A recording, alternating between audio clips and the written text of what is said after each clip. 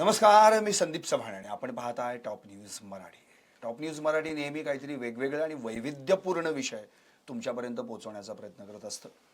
नुकतंच भारतानं चॅम्पियन्स ट्रॉफीवर आपलं तिसऱ्यांदा नाव कोरलं. 2002, 2013 आणि नंतर 2025. अर्थात 2017 मध्ये आपल्याला पाकिस्तानाकडून पराभूत व्हावं लागलं, पण आज त्याच पाकिस्तानला म्हणजे ज्यानं होस्ट केली होती ही चॅम्पियन्स ट्रॉफी, त्याच पाकिस्तानला खरं तर चॅम्पियन्स ट्रॉफीच्या बाहेर जावं लागलं, पण आपण या चॅम्पियन्स ट्रॉफीवर आपलं तिसऱ्यांदा नाव कोरलं. आता हे सगळं काही आपल्याला अर्थातच वेगवेगळ्या चॅनेल्सवर किंवा टी व्ही चॅनेल्सवर आपण त्यांच्या सामने क्रिकेटच्या मॅचेस पाहता येतात.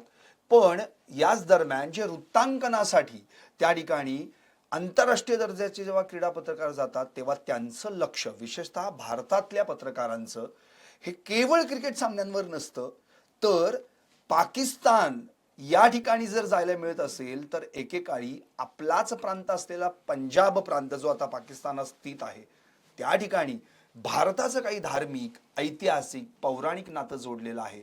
अशा काही त्या ठिकाणची स्थळांची भूमिका आहे जी आजही आपल्यासाठी अभिमानास्पद आहेत, ते शोधण्याचा प्रयत्न करतात. आणि असेच एक क्रीडा पत्रकार अर्थातच जे पुणे महानगरपालिकेमध्ये त्या ठिकाणी त्यांनी सहाय्यक आयुक्त म्हणून काम केलं होतं. 2012ला ते सेवानिवृत्त झाले.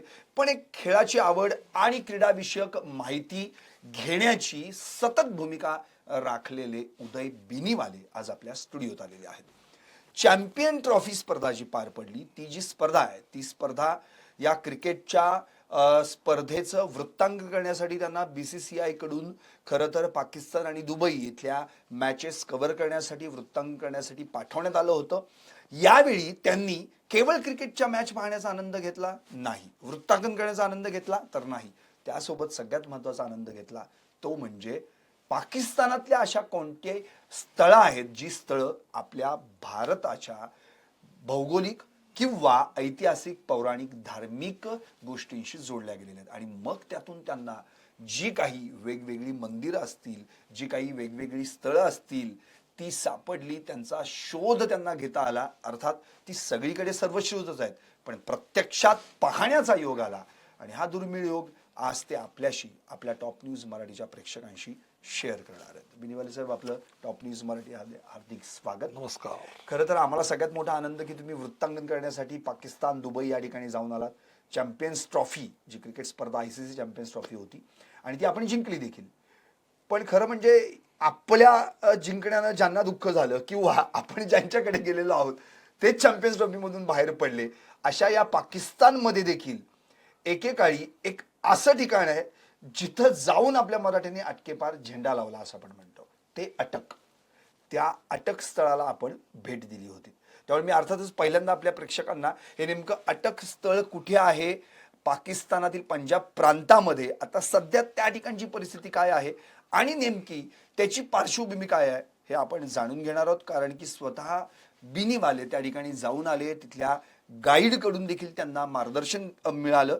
पाकिस्तानच्या पंजाब प्रांतातलं हे शहर आहे, सिंधू नदीकाठी त्याचं वास्तव्य आहे आणि सुमारे 2000 वर्षांचा इतिहास या अटकला आहे. अर्थात आपल्याला आठवत असेल, थोरले बाजीरावांचे पुत्र रघुनाथराव पेशवे यांनी अटकेपार झेंडे रोवले, म्हणून मराठ्यांनी पहिल्यांदा अटकेपार झेंडे रोवले.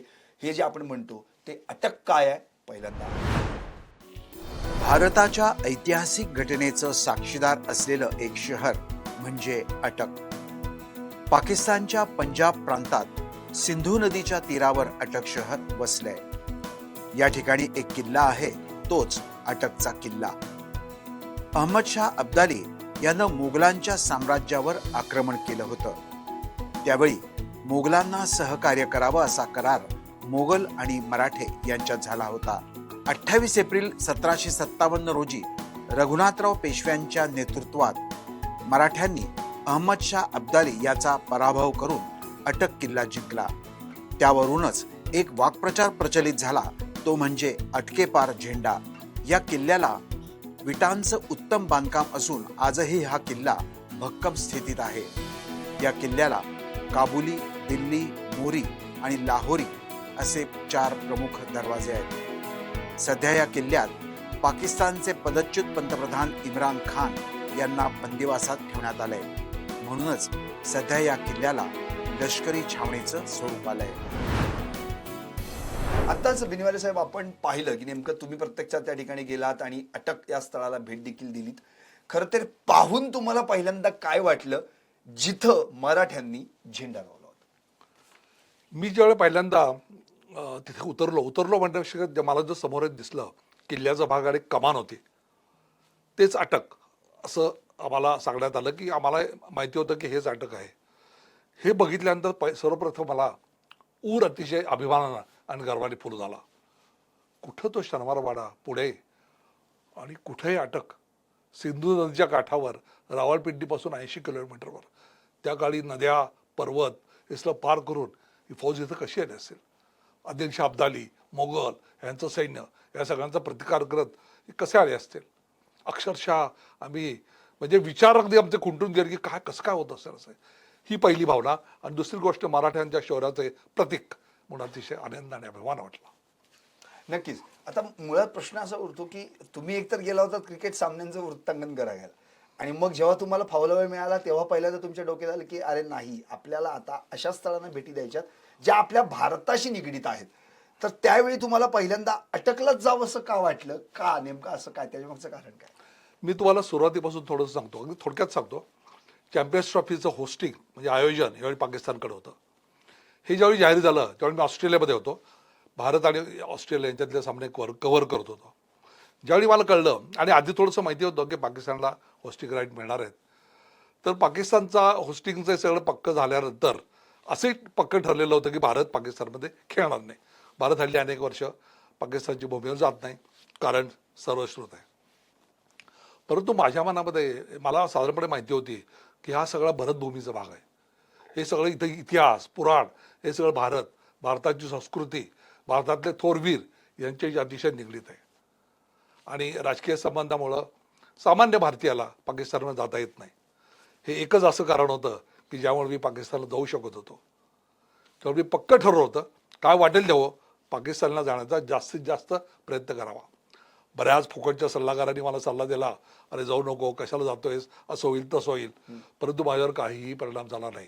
आपली संस्कृती आणि भरतभूमी हे पाहण्यासाठी मी मुद्दाम तिथे जायचं ठरलं होतं आणि सगळं जुळून झालं. मी परमेश्वराचा आभारी आहे. तर एकदा ठरल्यानंतर तिथे जायचं ठरल्यानंतर आम्ही काय करायचो, त्या स्थळांची जिथे जिथे आपल्याला जायचं आहे आणि जे आपल्या संस्कृतीशी निगडीत आहे त्या ठिकाणाची आम्ही माहिती घेत होतो. कधी माहिती व्यवस्थित मिळत होती, कधी मिळत नव्हती, पण आम्ही ती जास्तीत जास्त माहिती घेण्याचा आणि तिथं पोहोचण्याचा आम्ही प्रयत्न करत होतो. आता अटक याविषयी एक थोडीशी इंटरेस्टिंग आणि कुतूहलाची तुम्हाला माहिती देतो. पाकिस्तानला जाताना जो आम्हाला पासपोर्ट दिला होता आम्हाला भारतीयांना, त्याच्यामध्ये पासपोर्टवर ठिकाण अशी खास लिहिलेली होती. नॉर्मली कसं असतं, आपण ज्या देशात जातो त्या देशाचा पासपोर्ट मिळतो, तुम्ही कुठेही जाऊ शकता.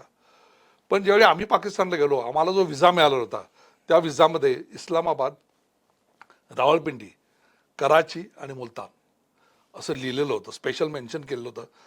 त्यामुळे आम्हाला पेशावरला जायला बंदी होती. आणि अटक हे ठिकाण हे पेशावरच्या अगदी जवळ आहे आणि तिथून पुढे अफगाणिस्तानची बॉर्डर आहे.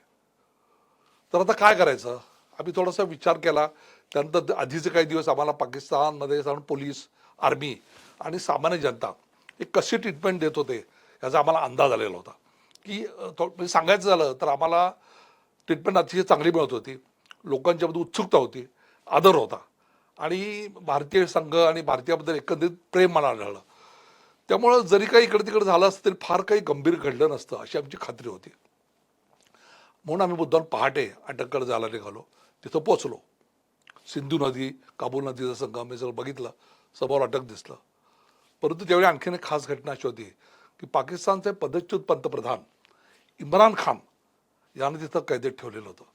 त्यामुळे ती संपूर्ण एरिया अटकमध्ये अटक केली होती, अटकमध्ये अटक केलेली होती असं म्हणायला होतं. आणि संपूर्ण एरिया सुपर सेन्सिटिव्ह झोन असा होता. त्यामुळे सगळीकडे लष्कर आणि पोलीस. एखादी कळत नकळत चूक आमच्याकडनं झाली असती तर फार मागाट पडली असती, कदाचित आम्हाला तुरुंगवास घडला असता. परंतु ओव्हरऑल सगळा विचार करून आणखीन जे आम्हाला जे पाहायचं होतं, आमचं जे उद्दिष्ट होतं ते या गोष्टीपेक्षा फार महत्त्वाचं होतं. म्हणून आम्ही ती रिस्क घेतली आणि तिथं जाऊन आम्ही आमच्या पद्धतीनं फोटोग्राफी आणि व्हिडिओ त्या ठिकाणी केलेली आहे. नक्कीच. मुळातच अटक आणि त्या संदर्भातली सगळी माहिती आपल्याला उदय बिनीवाले यांनी दिलेली आहे. त्यांनी अशी बरीचशी स्थळं पाकिस्तानमध्ये जे आत्ता आहेत आणि ज्याच्याशी भारतीय मनं जोडली गेलेली आहेत अशी स्थळं त्यांनी पाहिलेली आहेत. एक एक करत वेगवेगळ्या स्थळांच्या भेटीगाठी त्यांनी कशा घेतल्या आणि त्या ठिकाणचा अनुभव कसा होता हे आपण जाणून घेतोय. अर्थातच पुढच्या भागामध्ये आपण जाणून घेणार आहोत ते म्हणजे भारताच्या बुद्धीच्या विकासाचा खजिना म्हणजेच अतिप्राचीन असं विद्यापीठ जे आता पाकिस्तान स्थित पंजाब प्रांतात आहे, सिंधू नदीकाठी आहे, ज्या ठिकाणी धार्मिक आणि धर्मनिरपेक्ष असं शिक्षण एकेकाळी दिलं जात होतं. जगभरातले विद्यार्थी त्या ठिकाणी शिकायला येत होते आणि विशेषतः बौद्ध धर्माच्या शिकवणीसाठी प्रसिद्ध असलेलं तक्षशिला विद्यापीठ हे देखील त्यांनी पाहिलंय. ते नेमकं काय आहे, आता तिथली परिस्थिती काय आहे, तो अनुभव त्यांनी कसा घेतला हे आपण जाणून घेणार आहोत. पण अर्थातच पुढच्या भागामध्ये पाहत राहा टॉप न्यूज मराठी, आपला महाराष्ट्र आपली बात.